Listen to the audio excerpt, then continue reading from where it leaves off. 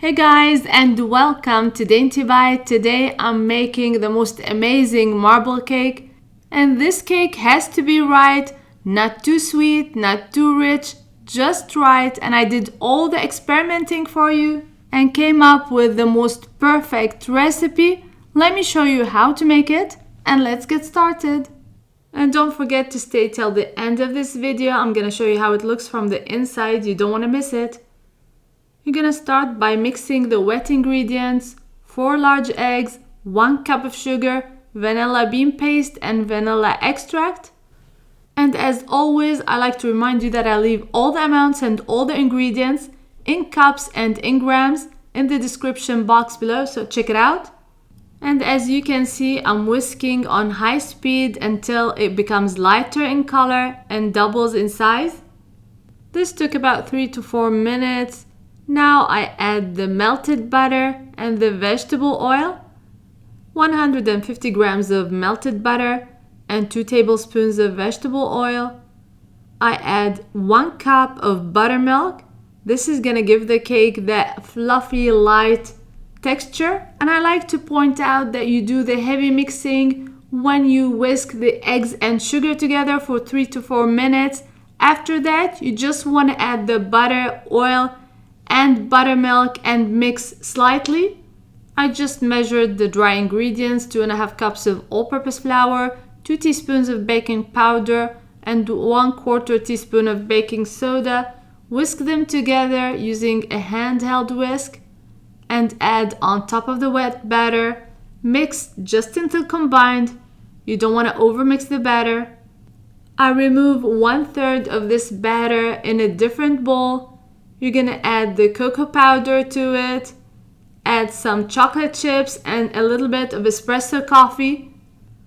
The Dutch processed cocoa is much sweeter. I highly recommend you use it in baking.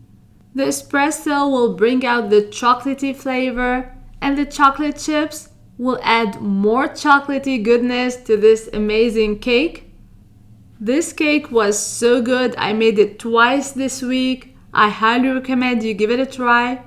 And if you have any question or need any substitution, don't forget to ask in the comments box below. I'll be more than happy to answer all of your questions.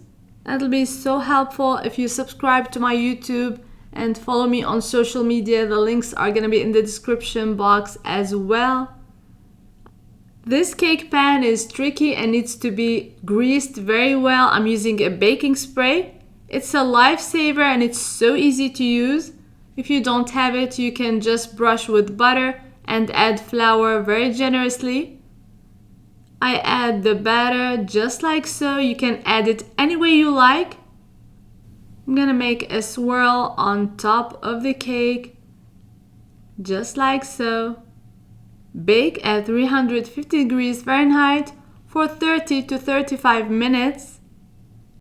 Meanwhile, I'm gonna make the chocolate sauce or the chocolate ganache.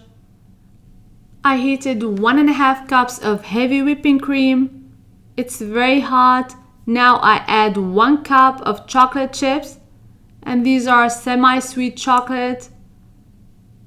I added a touch of espresso to bring out the flavor of the chocolate even more. When the cream is very hot, the chocolate is gonna melt in no time. I set aside. I take the cake out of the oven. It's ready and it smells heavenly. A toothpick is inserted and it came out clean. I wait for 15 minutes and then add the chocolate glaze on top. You can enjoy the cake as is, but I want to make it even more special with this chocolate sauce. And wait till you see the chocolate sprinkles on top of this cake. It's gonna look so inviting. And as you can see, I'm not gonna waste any of this chocolate sauce. I'm gonna collect it. You're gonna need every little bit of it. It's gonna cool down and become a very nice ganache. The chocolate sprinkles bring back so many childhood memories. Add a lot or a little. It's totally up to you.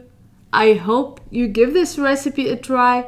It looks so good, inviting, and the taste is so good. It's still warm, but I'm gonna cut a slice for you and show you the inside of this cake. I would describe this cake as not too rich, not too sweet, so inviting, light, fluffy. You are gonna love it. And look at the inside of this cake. It looks heavenly. I hope you give it a try. And until next time, bon appetit!